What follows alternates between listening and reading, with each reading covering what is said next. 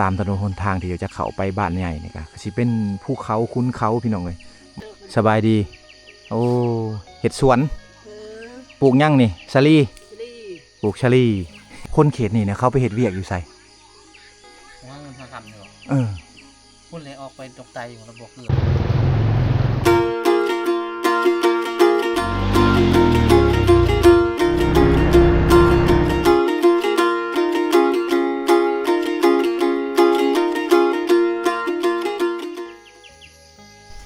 กับทักทายสบายดีสวัสดีพ่อแม่พี่น้องเมื่อสุขุสุขคนคือเก่า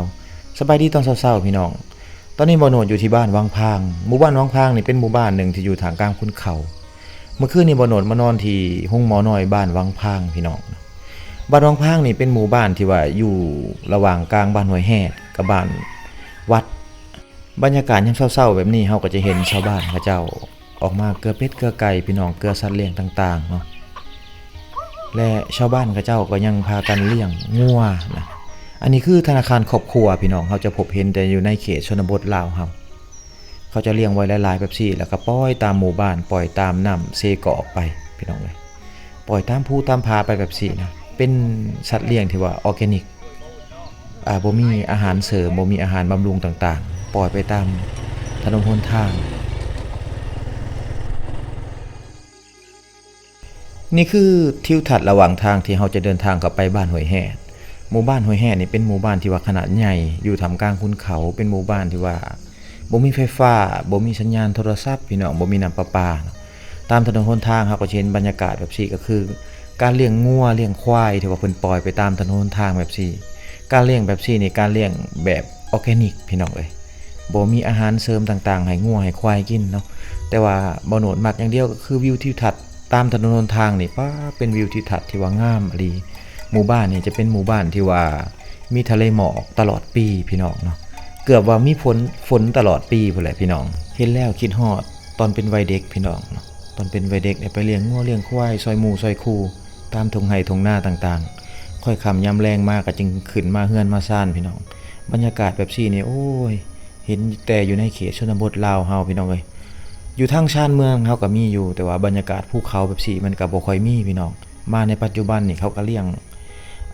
แบบที่ว่าท่านสมัยเก่าๆนะนี่ก็คือบรรยากาศระหว่างทางที่เราจะเดินทางเข้าไปบ้านห้วยแห่บ้านข้างหน้านี่ก็คือบ้านหลังก้นนะแต่ว่าบ่โนดบ่ได้ถ่ายทำให้พ่อแม่พี่น้องได้เบิ่งเพราะว่าตอนนี้ก็สวยแล้วพี่น้องเอ้ยเนาะฝ้าวไปถ่ายวิถีชีวิตยามเช้าอยู่ที่บ้านห้วยแห่ให้พ่อแม่พี่น้องได้เบิ่งนำกันเพราะว่าบ้านห้วยแห่นี่เป็นบ้านที่ว่าขนาดใหญ่มีหลายๆคุ้มพี่น้องเขาจะอยู่ยังยายกันไปนะบ้านห้วยแห่นี่แม่นตั้งอยู่ตามถนนหนทางสงครามพี่น้องหรือว่าตั้งอยู่ตามถนนหนทางโฮจิมินห์สงครามเวียดนามแต่สมัยก่อนพี่น้องปัจจุบันนี่ก็ยังมีชาวบ้านที่ว่าเขาอาศัยอยู่หลายครอบครัวพี่น้องเอ้ยเป็นหมู่บ้านที่ว่าใหญ่ขนาดใหญ่ฝากติดตามนะครับชมไปนำกันพี่น้องการเดินทางไปชิเลอไปบ้านกุ้งกราบทักทายสบายดีสวัสดีพ่อแม่พี่น้องเมื่อสุขุสุขคนคือเก่ายินดีต้อนรับทุกคนเข้าสู่ช่องบ่าวโหนดพาเลาะพี่น้องสบายดีตอนเช้าๆตอนนี้บ่าวโหนดอยู่ที่บ้านห้วยแฮดเมืองบุรพาแขวงคำม่วนพี่น้องหมู่บ้านห้วยแฮดเป็นหมู่บ้านหนึ่งที่ว่ามีวิถีชีวิตแบบดั้งเดิมนะเป็นหมู่บ้านที่ว่าตัดขาดจากโลกภายนอกบ่มีไฟฟ้าบ่มีสัญญาณโทรศัพท์พี่น้องบ่มีน้ำประปาเด้อถนนหนทางก็พอไปพอมาในช่วงฤดูแล้งหรือว่าในช่วงบ่มีฝนถ้าว่าช่วงฝนหมู่บ้านเขตนี้นี่เป็นหมู่บ้านที่ว่าตัดขาดจากโลกภายนอกเลยพี่น้องก่อนที่เฮาจะเข้าไปในหมู่บ้านเพิ่นเดี๋ยวบ่โนดมาถ่ายทำธรรมชาติในเขตบ้านห้วยแฮดเมืองบุรพาให้พ่อแม่พี่น้องได้เบิ่งหมู่บ้านนี้เป็นหมู่บ้านที่ว่ายังอุดมสมบูรณ์พี่น้องเบิ่งป่าไม้อยู่ทางเขตนี้ป้าตัวเขียวกะจีพี่น้องเอ้ยเนาะมีแต่ต้นไม้ใหญ่ต้นไม้ใหญ่แล้วก็มีสัตว์ป่านานาพันธุ์หลายสัตว์พี่น้องอยู่ทางเขตนี่ยังอุดมสมบูรณ์นะชาวบ้านอยู่ทางเขตนี่แม่นพึ่งพาธรรมชาติแบบ100%เฮ็ดไร่แน่เฮ็ดสวนแน่เฮ็ดนานํพี่น้องแล้วก็เลี้ยงสัตว์ไปพร้อมเด้อชาวบ้านเพิ่นนี่แล้วก็การหาอยู่หากินทุกอย่างก็หากินตามธรรมชาติแบบนี้เป็นกระเล่นกระลอกเป็นไก่ป่าพี่น้องเป็นหมูป่าชาวบ้านก็ยังหาตามธรรมชาติแบบนี้อยู่ยังหลายพี่น้องเพราะว่า ป่านี่ยังอุดมสมบูรณ์อะไรเนาะหมู่บ้านเขานี่360องศาอยู่ท่ามกลางคุณเขาอยู่ท่ามกลางคุณเขาพี่น้องอ๋อตัวนี่แม่นหมดเลยอันนี้คุณเขาทั้งหมดเลยพี่น้องเนาะท่ามกลางคุณเขาท่ามกลางธรรมชาติพี่น้องบรรยากาศดีเป็นหมู่บ้านที่ปลอดสารพิษพี่น้องเนาะเหมาะแก่การมาฉากแบตเตอรี่สำหรับคนในห้องลาของการหรือว่าผู้คนที่อยู่ในเมืองพี่น้องเนาะมาลิดมาเที่ยวประมาณ 2-3 หมื่นทางเส้นนี้นี่เป็นเส้นทางที่เราจะเข้าไปบ้านหอยแหดบ้านหอยแหดนี่มีหลายๆคุ้มเนาะที่อยู่ใกล้ๆกันคือกันพี่น้องเลยเนาะหมู่บ้านเพิ่นนี่คนอยู่เขตนี่แม่นเขาเจ้าอันนั้นเขาจะเลี้ยงสัตว์เลี้ยงสัตว์คือสินค้าหลักๆเขาคืองัวแบะควายพี่น้องเป็นสินค้าที่ว่าเขาเจ้าขายออกไปเวียดนามออกไปเมืองวีระบุรีพี่น้องเนาะทางเขตนี้เขาจะเลี้ยงสัตว์อันนี้สัตว์เขาเจ้านี่โอ้เขาเจ้าเลี้ยงตามธรรมชาติเขาจะบ่ได้อันนั้นเขาจะบ่ได้ใส่ปุ๋ยใส่สารเคมีให้งัวให้ควายกินพี่น้องเนาะนี่แหละอันนี้คืองัวเพิ่นนะโอ้ราคาบ่แม่นถึกๆได้พี่น้องเอ้ยงัวนี่เนาะราคานี่สูงเติบนะตัวน้อยๆ 7,000 บาทพี่น้องตัวใหญ่ก็สิประมาณ 20,000 นะ 20,000 กว่าบาทเพราะว่ามันถึงอยู่10 กว่าล้านพี่น้อง12 ล้านก็สิประมาณ 20,000 บาทที่เขาจะขายกันอยู่ในเขตชนบทลาวเฮาอันนี้คือธนาคารครอบครัวคือทรัพย์สินที่สำคัญถ้าว่าบ่มีเงินบ่มีค่ำพี่น้องพ่อแม่บ่สบายนะลูกหลานขาดเงินขาดแคลนขาดแนวอยู่แนวกินก็เอางัวเอาควายแบบสิไปขายเขากับตามท้องตลาดตามตัวเมืองวิระบุรีได้พี่น้องอันนี้แหละเฮือนซานเพิ่นก็อยู่ตามภูตามพาแบบสิพี่น้องเนาะเป็นเฮือนแบบเดิมๆนะเป็นเฮือนแบบเดิมๆนี่เทิงๆนี่เพิ่นก็อยู่นะส่วนหลายเฮือนซานเพิ่นจะเป็นเฮือนมุงใบตองคอเด้อพี่น้องเฮือนมุงใบตองคอเฮือนซานเพิ่นเป็นแบบสิแหละมุงใบตองคอแอมฟ้ากระแตะนะอยู่ท่ามกลางคุณเขาแบบสิอันนี้ผู้ที่สร้างครอบครัวใหม่เพิ่นจะเฮ็ดเฮือนแบบสิอยู่พี่น้องเอ้ยเนาะเพิ่นจะเฮ็ดเฮือนแบบสิอยู่เด้อบ้านชวนสบายดีโอ้อยู่กับลูกเขาขึ้นไปไหนเด้อโอ้ผัวไปใส่แล้วไปกันเชื่อยามาต้นนะไปเชียร์หยามันต้นโอ้ได้ลูกจากคนแล้วนายเนี่ยได้ผู้เดียวอ๋อลูกชายนะลูกชายจักปีแล้วลูกชายนี่3 ปีโอ้ยังบ่ได้เข้าโรงเรียนบ่ยังเนาะอันทางบ้านเฮาก็คือโรงเรียนอนุบาลนะเพิ่นจะเข้าแต่ว่าทางเขตนี้บ่มีโรงเรียนอนุบาลก็เลยว่ายังบ่ได้ไปพี่น้องประมาณ6 ปี7 ปีจึงได้เข้าป.1หมู่บ้านนี้มีโรงเรียนประถมเด้อถ้าว่าจะเรียนมัธยมต้องไปเรียนอยู่บ้านกระเตาะพุ่นแหละพี่น้องอยู่นอกเนาะอยู่บ้านนกงก็บ่เรียนไปแหละเอาลูกจากแก้วบ่กินแก้วอายน้องเฮาพกมันต้นอยู่มันนกงละเฮาเจ็บตลอดละอยู่พี่มาอยู่พี่ใหญ่มาโอ้บ่ช่องชันมือน่ะมาพี่หาก็มาได้2-3 มื้อนะหำไหนโอ้เฮือนแล้วก็มาอยู่เลยโอ้เพิ่นหาก็มาได้พี่น้องเนาะย้ายที่เก่าไปอยู่นำเอ้ยน้องอยู่นำกูล่ะเอ้ยน้องเฮาไปปุมันต้นไปเจ็บมันตลอดโอ้บ่สบายคู่มือคู่เดือนเลยล่ะน้องอายเฮาไปอยู่บ้านคอยแม่แอนโอ้บ้านคอยแม่ผู้ป้าทุไปไกลเนาะเขาย้ายไปอยู่พุ่นแล้วแล้วเจ้าก็ย้ายมาอยู่พี่โอ้อันนี้คือไปน้ำเอ้ยน้องหันเลยโอ้แล้วฮอดบ้านคอยแม่แล้วพ่อแม่เฮาโอ้พ่อแม่อยู่พุ่นโอ้เพิ่นน่ะแล้ว บ่ได้เฮ็ดหญ้าบ่ได้เฮ็ดให้ล่ะจ้าตามพ่อแม่โอ้ไปนำพ่อแม่ไปอยู่นำพ่อแม่พุ่นอยู่บ้านควยแม่พี่น้องเจ็บนำมาตลอดเลยและแยกง่ายกันอยู่บัดนี้เนาะใครขึ้นกว่าเก่าบ่ เออน ายเจอสบายบายนะ สบายขึ้นบัดนี้แม่นบ่ เออ อ้าว เจอละบ่ได้มาพีนึงเดี๋ยว บ่ได้มาใกล้กันเนาะอันนี้คือความเชื่อเพิ่นเด้อพี่น้องมันผิดเพิ่นว่าคิดว่ามันผิดฮีตเพิ่นหรือว่าผิดผีเพิ่นหั่นน่ะทางเขตนี้ถ้าไอ้น้องอยู่ใกล้กันหลายอยู่เฮือนหลังเดียวกันแล้วอยู่บ่ได้ เออ ต้องได้ย้ายกันอยู่นะอยู่ใกล้ๆกันนะอันนี้คือความเป็นฮีตเพิ่นเด้ออยู่ใกล้กันแล้วเจ็บป่วยบ่สบายเจ็บตลอดเป็นเดือนก็เจ็บอยู่นั่นพี่น้องบ่สะดวกสบายฉะนั้นน่ะเพิ่นก็จึงย้ายมาอยู่นี่แล้วก็ เขาบ่ ไอ้น้องมันก็ย้ายไปพุ่น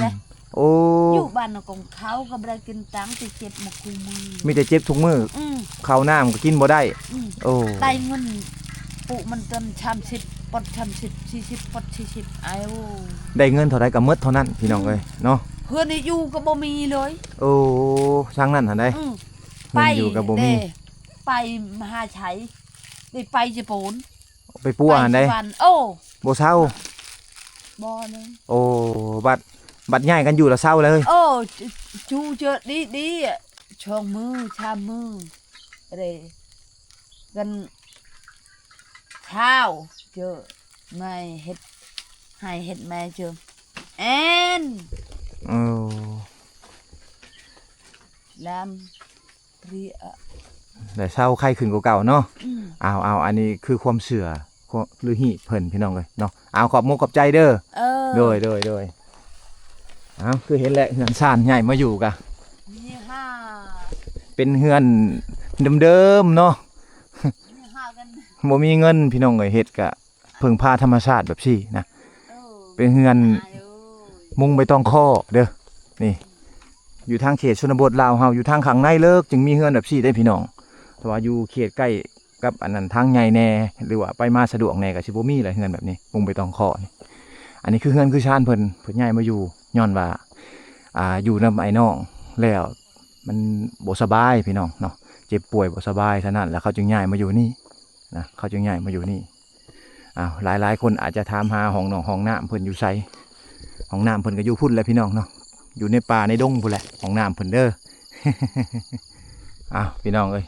หมู่บ้านนี่ก็เป็นหมู่บ้านดั้งเดิมมาลีเลยผู้คนก็ถือว่าอยู่หลายเติบถึงว่าจะบ่มีไฟฟ้าบ่มีสัญญาณโทรศัพท์เป็นหมู่บ้านที่ว่าตัดขาดจากโลกภายนอกแต่ว่าชาวบ้านก็เจ้าก็ยังพากันอยู่เพราะว่าอยู่ทางเขตนี่มีหวังทำมาหากินเนาะมีไร่มีนามีสวนพี่น้องมีกระเล่นกระลอกมีสัตว์ป่าที่ว่ายังพอหากินได้ฉะนั้นชาวบ้านก็เจ้าจึงพากันอยู่ข้างในนี้ได้พี่น้องเนาะเบิ่งหมู่บ้านก็เจ้าบรรยากาศตามถนนหนทางที่จะเข้าไปบ้านใหญ่นี่ก็สิเป็นภูเขาคุ้นเขาพี่น้องเลยบรรยากาศงามบรรยากาศคักกะลีเลยนี่เห็นบ่บรรยากาศดีพี่น้องหมู่บ้านเพิ่นนี้บรรยากาศดีหลายนะผู้คนนี่โอ้ยอยู่กันแบบสบายแบบดั้งเดิมอะไรพี่น้องเนาะเขาอยู่กันนี่อยู่ทางเขตนี่อยู่ทางเขตนี่มีโรงเรียนเด้อพี่น้องจะมีโรงเรียนประถมสมบูรณ์นะบ้านห้วยแฮดนั่นเองเนาะแต่ว่ามีแต่โรงเรียนประถมบ่มีโรงเรียนมัธยมถ้าว่าจะเรียนมัธยมต้องไปเรียนอยู่บ้านกระเตาะพุ่นพี่น้องเนาะห่างจากหมู่บ้านเพิ่นนี่ประมาณ30กิโลพี่น้องเนาะห่างจากหมู่บ้านเพิ่นนี่ประมาณ30กิโลนะ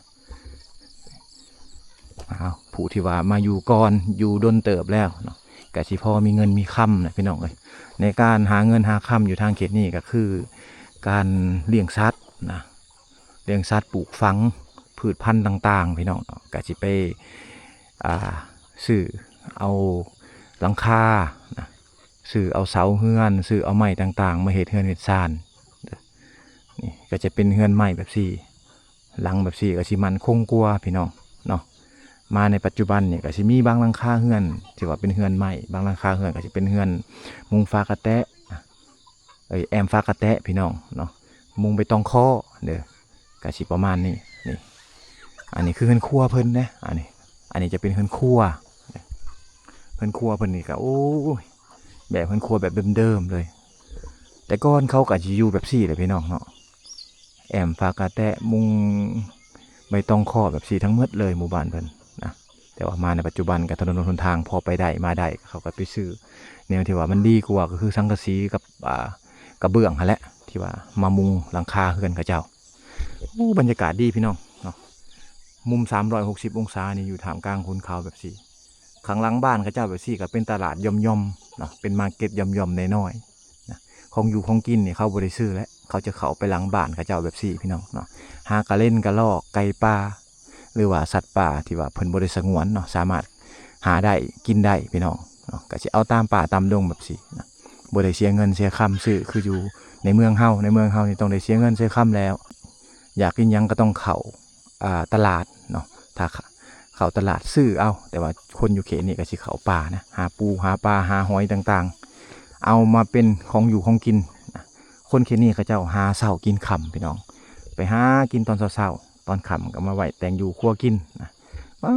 ยเฮือนเพิ่นนี่บรรยากาศดีขนาดเลยพูดเบิ่งบรรยากาศภูเขาหินบูนนะทางน่าจะมีถ้ำเด้อ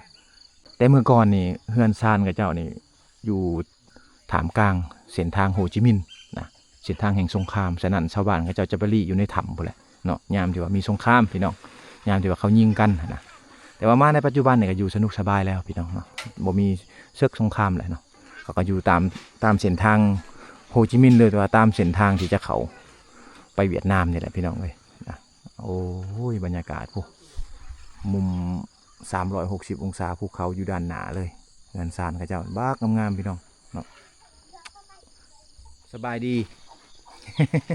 แก้วมากินแก้วบ่มาลูกชายจะบอกลูกหมด3เลยโอ้ยิง1ชาย2ลูกชายเพิ่นเลยอันนี้เพื่อนเพิ่นอยู่นี่แหละพี่น้องช่วงนี้บ่ได้ตั้มเข่าเลยเนาะตำแล้วตำแล้วขนมน้ำมันเลยตำ โอ้ น้ำมันเลยตำเลย จักปั่นเข่าเพิ่นนี่เพิ่นใช้เครื่องจักรน้ำมันเอานะจะบ่ได้ใช้ไฟฟ้าทางเห็นถ้ามือได้มีน้ำมันก็บ่ได้ตั้มเพิ่นว่าเลยถ้ามือได้บ่มีน้ำมันก็ตั้มเอาเอาลูกขอบใจได้ไหมขอบใจได้ไหมเอา มาทางนั้นเอาบ่เอาไว้ เฮ้ยเดี๋ยวน้อง บุกล้าเอาไว้ ช่วยช่วยช่วยไอ้เจ้าละไอ้เหรอเหรอ เพิ่นบุกล้าเอา ไอ้เดี๋ยว มาไว้ ไปได้ปะ มาตบใจเลย อันนั้นบุกล้าเอาเนาะน้องสาวมาเอาไว้ เพราะละเพราะละ เอาให้น้องสาวเจ้าอันนี้ไอ้กกบ่ แม่ ซื้อได้อันนี้ ดู ซื้อรูจักปีแล้ว 8 ปีแล้ว โอ้คือชีหัวเลี้ยงหัวเลยเนาะ ลูกใหญ่เป็นขึ้นมาเมื่อแบบซี่เนี่ยโอ้ชาวบ้านเขาเจ้านี่ดีใจขนาดเลยพี่น้องเลยเนาะการหาเลี้ยงลูกนะใหญ่จนนั้นกับเพียงหัวกันแหละเป็นบ่าวเป็นสาวหัวเพียงหัวกันแหละเด็กหน่อยอยู่ทางเข็นนี่บ้านชวนนี่แม่สบายดีโอ้เห็ดสวนปลูกยั่งนี่สลีปลูกชะลี ปลูกบักเพชรโอ้เพิ่นปลูกซาลี่พี่น้องนะปลูกซาลี่เอาไว้กินในช่วงนี้แหละนี่ใหญ่แล้วได้ในซาลี่นี่เริ่มใหญ่แล้วปลูกบักเพชรน้ำเนาะเป็นสวนน้อยๆอยู่ในหน้าบ้านเพิ่นนี่แหละนี่แหละคนในเขตชนบทเฮากะเฮ็ดไร่เฮ็ดสวนแล้วก็ปลูกเพชรปลูกซาลี่พร้อมปลูกมะอื้อโอ้ยาสูบนี่หมดฤดูกาลเลยเนาะแนวยาสูบก็มาห้อยไว้อยู่นั่นแหละพี่น้องยังบ่ได้อันปลูกเพราะว่าหมดฤดูกาลแหละปีนี้ฝนมาน้อยนะอีแม่เพิ่นนี่ปลูกซาลี่ก่อนเอาไว้กินอันนี้เหล้าเข่าเนาะอีแม่เนาะอันนี้จะเป็นเหล้าเข่าเพิ่นพี่น้องเหล้าเข่าแบบเดิมๆเลยนะกะชิมีแต่อยู่ในเขตอันบ้านห้วยแห่นเนี่ยพี่น้องเลยโอ้ขากนอกเหล้าเข่าเนาะมุงใบตองคอมุงใบตองคอแอมฟ้ากระแตะพี่น้องเลยเนาะทุกอย่างเนี่ยเอาจากธรรมชาติเด้อส่วนหลายกับทีเพิ่นซื้อกับเป็นเล็กกับปูเป็นลวดนะพี่น้องเนาะเป็นเล็กกับปูเป็นลวดนั่นแหละที่ว่าเพิ่นเอามาเฮ็ดเหล้าเข่าเพิ่นโอ้อันนี้เป็นหวายได้พี่น้องมีหวายแน่มีไม่พุ่งไม่พางแน่นะมีเล็กกับปูแบบสี่แต่ชื่อแต่เล็กกับปูกับลวดพี่น้องเนาะเอามาเฮ็ดแนวมุงเหล้านะหรือว่ายึดหลังคาเหล้าไว้วิวบักงามๆเลยวิวทิวทัศน์ธรรมชาติ ยอมรับว่าหมู่บ้านนี่เป็นหมู่บ้านที่ว่าขนาดใหญ่เด้อแล้วก็วิวทิวทัศน์ธรรมชาตินี่ยังเป็นวิวทิวทัศน์แบบงามแบบ100%เลยพี่น้อง โอ้บรรยากาศคักเนาะเงินซ่านเนาะหลังคุนเขาเลยสบายดีเขาขึ้นไปไหนเด้ออันนี้เฮือนครัวป่ะ ด้วย โอ้เฮือนครัวเพิ่นแต่งอยู่พวกกินอยู่นี่ก็นอนนำบ่บ่ได้นอนเนาะ ประมาณคนละ ไปนอนเฮือนใหญ่พุ่นโอ้คนเขตนี่เนี่ยเขาไปเฮ็ดเวียกอยู่ไส ไปหาเงินหาคำเลยบอก เออ พุ่นเลยออกไปดอกไตของระบบเกลือคนแล้ว โอ้ เกลือกะลีของงานเกลือกะลี โรงงานเกลือกะลีผู้ปลาอยู่ทะแขกผู้ แม่น ตัวเมืองบ่ได้พี่น้องเนาะมงจากโรงงานพุ่นแหละไปมืดบ้านแล้วบ่เดี๋ยวนี้ หมดแล้วเฉพาะวัยรุ่นเขาไปหมดแล้ว โอ้วัยรุ่นแล้วไปพุ่นหมด ไปหมด โอ้ แต่ยายพวกผู้เฒ่านั่นแหละ เหลือแต่ผู้เฒ่าผู้ใหญ่นะที่ว่ายังอยู่ไห้อยู่สวนอยู่ อายุ18 ปีขึ้นไปแล้วเขาไปมัน โอ้เขาไปพุ่นหมาเลยไปหาเงิน คน เนาะ ในเมียเขาไปหมด ประมาณเดือนเท่าไหร่เขาใหายอยู่พุ่น ยิ่งตามเขาเฮ็ดนะเขาแบบเขาไหลเป็นมือนะมือใดเขาไปเขาก็ได้มือใดบ่ไปเขาก็บ่ไล่เงินให้ โอ้แบบนั้นหลายเป็นมือโอ้